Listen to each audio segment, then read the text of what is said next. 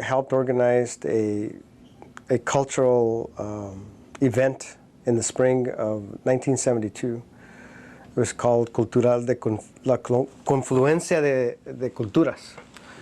And basically what it was an event held at the Ethnic Cultural Center.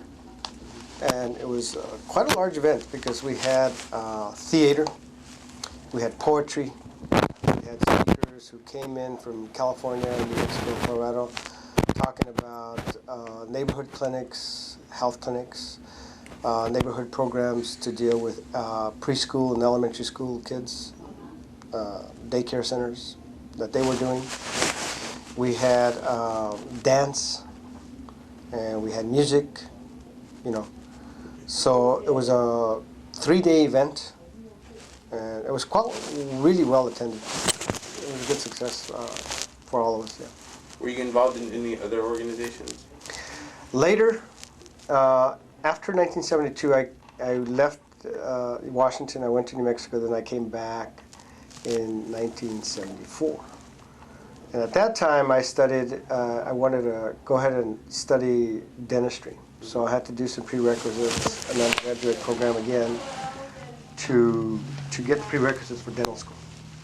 So that meant going back and doing some science. And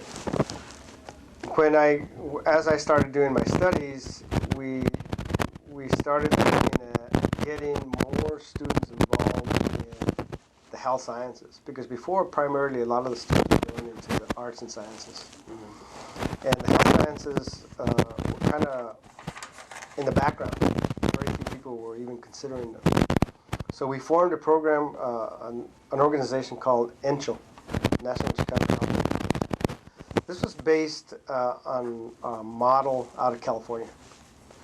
And MEChA was already up and running in California, and I think in Texas, some other parts of the country. So we decided to form our own here in University of Washington base.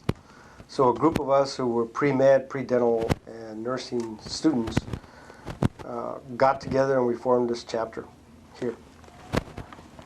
And that chapter, that's how we got more people interested in going into medicine and dentistry and nursing and physical therapy, those kind of professions.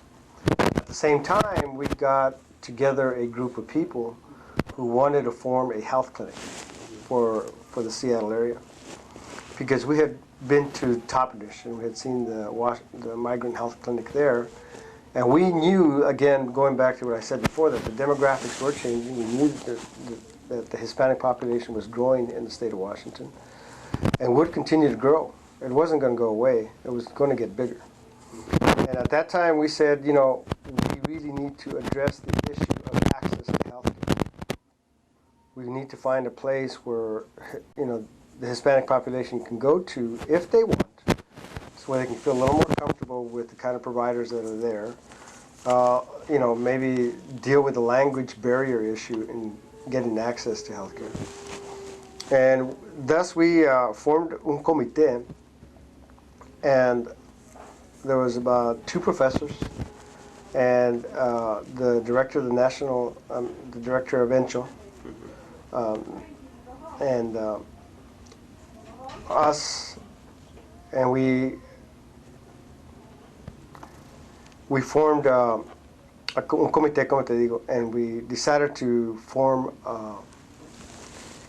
formalize a proposal for a health clinic, and that became CMAR.